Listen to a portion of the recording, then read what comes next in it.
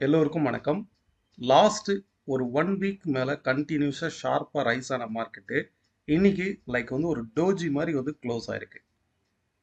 நீங்க கேண்டில்ஸ் பாத்தீங்கன்னாலே தெரியும். இதுவரைக்கும் ரைஸ் ஆன மார்க்கெட்டு இந்த இடத்துல ஒரு டோஜி மாதிரி இருக்கு. அப்போ பையர்ஸ் உடைய பவர் குறைஞ்சிருக்கு. பையர்ஸ் ஏதோ ஒரு நியூஸ்க்காக வெயிட் பண்றாங்கன்னு அர்த்தம். அதே மாதிரி நியூஸ்ன்னு பார்த்தீங்கன்னாக்க மார்க்கெட்டை பொறுத்தளவுக்கு யூஎஸ் மார்க்கெட் கண்டினியூஸாக செல் ஆஃப்ல இருக்கு. டாலர் இண்டெக்ஸ் லாஸ்ட் 3 இயர்ஸ் உடைய லோல இருக்கு. இது முக்கியமான காரணம் யூஎஸ் பிரசிடென்ட் டொனால்ட் ட்ரம்ப்புக்கும் ஃபெட் சேர்மன், அதாவது அந்த நாட்டுடைய சென்ட்ரல் பேங்க் அதனுடைய சேர்மன் ஃபெட் சேர்மன் பவலுக்கும் அவங்களுக்கு இடையில இருக்கக்கூடிய அந்த கருத்து வேறுபாடு. ஏன்னா டொனால்ட் ட்ரம்ப் என்ன சொல்றாருன்னா, சென்ட்ரல் பேங்க் இன்ட்ரெஸ்ட் ரேட்டை குறைச்சா தான் ஸ்டாக் மார்க்கெட் யூஎஸ் எக்கனாமின்னு நல்லா இருக்கும். இல்லை அப்படின்னா சென்ட்ரல் பேங்க் இன்ட்ரெஸ்ட் ரேட்டை குறைக்கல அப்படின்னாக்கா யூஎஸ் எக்கனாமி சஃபர் ஆகும் அப்படின்றாரு. டொனால்ட் ட்ரம்ப் யூஎஸ் சென்ட்ரல் பேங்கை ஒரு ஃபோர்ஸ் பண்ற விதமா அந்த பத்திரிகைகள்ல இருக்கட்டும் அவங்களுடைய கருத்தை தெரிவிக்கிறாரு. பொதுவா சென்ட்ரல் பேங்க்ஸ் தன்னிச்சையா முடிவெடுக்கக்கூடிய அதிகாரம் உண்டு. ஒரு கண்ட்ரினுடைய எக்கனாமியை கரெக்டாக ரெகுலேட் பண்ணுறது தான் இந்த சென்ட்ரல் பேங்குடைய வேலை. ஒரு பெரிய டேம் இருக்குது. அந்த டேமை எப்போ திறக்கணும் எப்போ க்ளோஸ் பண்ணணும்னு இருக்கும்.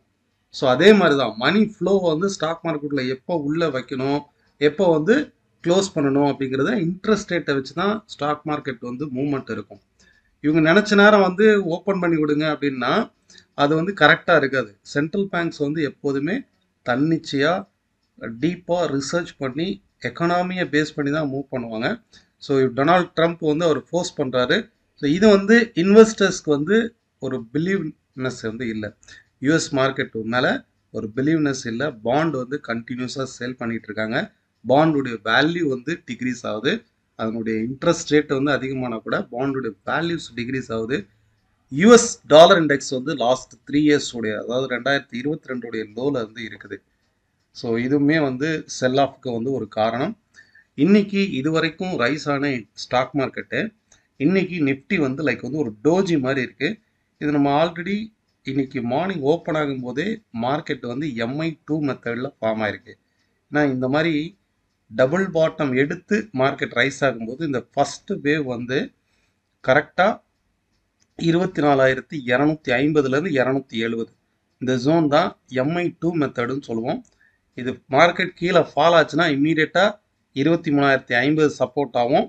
22,920 வரைக்கும் இந்த ஃபால் இருக்கலாம். ஏன்னா இந்த மூவ்மெண்ட் பாருங்க, இதனோட ஸ்ட்ரக்சரே கண்டினியூஸா ஃபால் ஆகுது, கண்டினியூஸா ரைஸ் ஆகுது. ஓகே, கண்டினியூஸா ரைஸ் ஆகுது. இந்த மாதிரியான ஒரு மூவ்மெண்ட்ல தான் இருக்குது. இப்போ ஈவன் தோ இதுல பிரேக் அவுட்டே ஆனா கூட அட்லீஸ்ட் இந்த கரெக்ஷன் ஃபேஸ் நடக்கும். இமீடியட் கரெக்ஷன் அப்படின்னா இமீடியட் சப்போர்ட் அப்படின்னாக்கா 23,000ங்கிறது ஃபர்ஸ்ட் சப்போர்ட்டாகவும் 22,920ங்கிறது செகண்ட் சப்போர்ட்டாகவும் இருக்கும். So market at present overall ஒரு ரேலியாக இருந்தால் கூட வீக்லியில் எடுத்து பார்த்தீங்கன்னா பிரேக் அவுட் ஆயிருக்கு. இது வரைக்கும் அந்த மார்க்கெட்டு இங்கே பிரேக் அவுட் ஆயிருக்கு. இந்த பிரேக் அவுட்டுக்கு அட் ப்ரெசன்ட் ஒரு கரெக்ஷன் ஃபேஸாக இருக்கலாம். கேப் அப் ஆயிருக்கு, at the same time break அவுட்டும் ஆயிருக்கு. ஸோ ஹியர் ஆஃப்டர் இந்த பிரேக் அவுட்டுக்கான ஒரு ரீடெஸ்ட் அண்ட் கரெக்ஷன் எவ்வளோ தூரம் வரலாம், இங்கே வரைக்கும் வந்திருப்பாங்க. இந்த லோ இனிஷியேட் பண்ணோம்.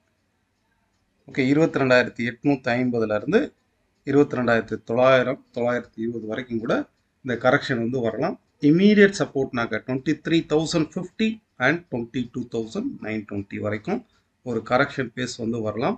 இது நம்ம எப்போ எப்படி கரெக்ஷன் ஆகுது அப்படின்ட்டு நாளைக்கு கன்ஃபார்ம் பண்ணலான்னா ஹவர்லியில் எடுத்துக்கோங்க. ஹவர்லிலையோ இல்லை 30 மினிட்ஸ்லையோ எடுத்துக்கோங்க.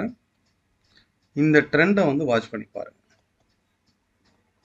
மார்க்கெட் ஃப்ளோ இந்த பேசஸ்லாம் மூவ் ஆயிருக்கு. ஓகே, ஸோ இதை எப்படி கிளியராக ட்ராக் பண்ணணும் அப்படின்னாக்கா இங்கேருந்து ரைஸ் ஆகுது பாருங்க. இந்த ட்ரெண்ட் எடுத்துக்கோங்க.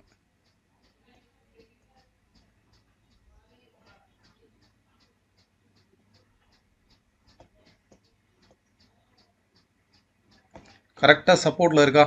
ஸோ இதை உடைக்கும் போது நெக்ஸ்ட் சப்போர்ட்னா 23,890. இதையும் ஸோ மார்க்கெட் வந்து கரெக்டாக சப்போர்ட்டில் இருக்குதா? 24,130ங்கிறது சப்போர்ட்டு. இதை உடைக்கும் போது நெக்ஸ்ட் சப்போர்ட் என்ன? 23,910. ஒரு 200 பாயிண்ட் வரைக்குமே மார்க்கெட் வந்து கீழே ஃபால் ஆகலாம். நாளைய பொறுத்தளவுக்கு இந்த 200 பாயிண்ட் வரைக்கும் இங்கே பிரேக் அவுட் ஆச்சு, அதாவது 24,130 வந்து பிரேக் அவுட் ஆச்சுன்னா நெக்ஸ்ட்டு 23,920 வரைக்கும் இருக்கும். இந்த ட்ரெண்டு லோவரில் இருக்கு பார்த்தீங்களா, இந்த ட்ரெண்டு பிரேக் அவுட் ஆகும்போது ஒரு ஸ்ட்ராங்கான ஃபால் வந்து எதிர்பார்க்கலாம். ஸோ நாளை மறுநாள் வந்து இந்த ஹவர்லி ட்ரெண்டை பேஸ் பண்ணி மார்க்கெட்டோடைய மூவ்மெண்ட் வந்து பாருங்கள். இன்கேஸ் இதுக்கு மேலே ஓப்பன் ஆச்சுன்னா நோ ப்ராப்ளம், மார்க்கெட் வந்து திருப்பியும் அதே ட்ரெண்டில் கண்டினியூ ஆகுதுன்னு அர்த்தம். பட் இன்கேஸ் இந்த ட்ரெண்டை பிரேக் பண்ணி பிலோவில் கேப் டவுன் ஆனாலோ ஆர் இதை பிரேக் அவுட் பண்ணாலோ, லோ சைடில் பிரேக் அவுட் ஆனாலும் அடுத்த சப்போர்ட்டு 22,900 இருக்கும். ஓகே ஃபைன், இதை ஃபாலோ பண்ணி பாருங்கள்.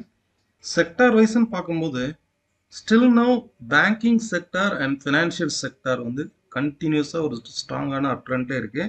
குறிப்பாக private banks and financial stocks. Bank Nifty எடுத்துக்கிட்டிங்கன்னா கிளியராக ஒரு ஆஃப்டர் ட்ரெண்டுக்கு அப்புறம் இந்த சேனல் ஃபார்ம் ஆகி அப்சைட் பிரேக் அவுட் ஆகிட்டு இருக்கு. ஆல் டைம் ஹைல தான் பேங்க் நிஃப்டி ட்ரேட் ஆகிட்டு இருக்கு. இதே மாதிரி நீங்கள் வந்து ஃபினான்ஷியல் நிஃப்டி ஃபினான்ஷியல் எடுத்து கொடுத்தீங்கன்னா ஆல் டைம் ஹைல ட்ரேட் ஆகிட்டு இருக்கு.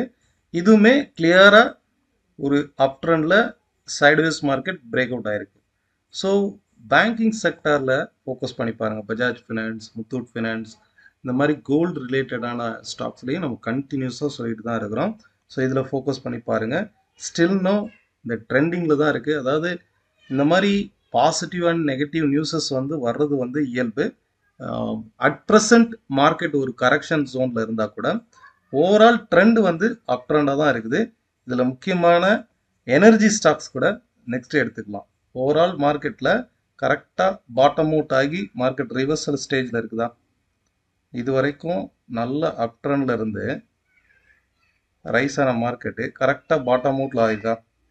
ஸோ இதையுமே வந்து ஃபோக்கஸ் பண்ணி பாருங்கள். எனர்ஜி ஸ்டாக்ஸில் ஃபோக்கஸ் பண்ணி பாருங்கள், நல்ல பாட்டம் அவுட் ஆகிருக்கு. Banking, financial and energy stocks.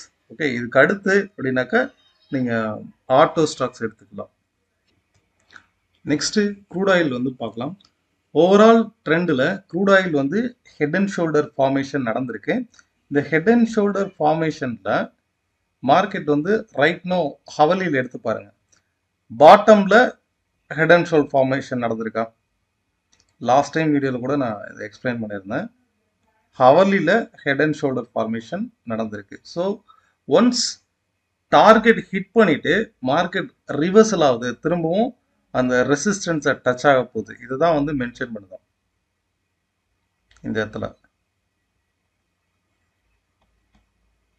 Okay, இங்கே ஒரு ஷோல்டர் மாதிரி ஃபார்ம் ஆகி அகைன் நல்லா ஃபால் ஆகி திரும்பவும் அப்சைடு பிரேக் அவுட் ஆயிருக்கா? ஸோ ஓவரால் ட்ரெண்டு நம்ம இப்போ ட்ராக் பண்ண வேண்டியது ஹவரில் இங்கிருந்து ரைஸ் ஆகுது பாருங்கள். இந்த ட்ரெண்டை வந்து ட்ராக் பண்ணி பாருங்கள். கரெக்டாக ஒவ்வொரு முறையும் இந்த சப்போர்ட்டிவ் ரீஜன், அதாவது 5,300, 5,350 இந்த ஜோனில் வரும்போது பை சைடாகவும் டுவர்ட்ஸ் 5,700 வரைக்குமே இந்த ட்ரெண்டு அப்சைடு போகிறதுக்கான வாய்ப்பு இருக்குது. இது வந்து பார்த்தீங்கன்னா ஃப்ரீக்வெண்ட்டாக சைட்வேஸ் மார்க்கெட், சைட்வேஸ் மொமெண்டமில் இருக்குது பாருங்கள். ஒரு ஃபால் அண்ட் ரைஸ், ஒரு ஃபால் அண்ட் ரைஸ், இந்த மாதிரி இருக்குது பாருங்கள்.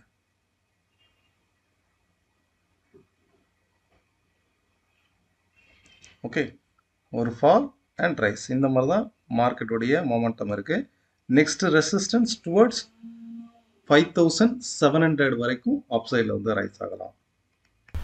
Fine, thank you all of you. இதே போல் இன்னொரு வீடியோவில் பார்க்கலாம். நன்றி, வணக்கம்.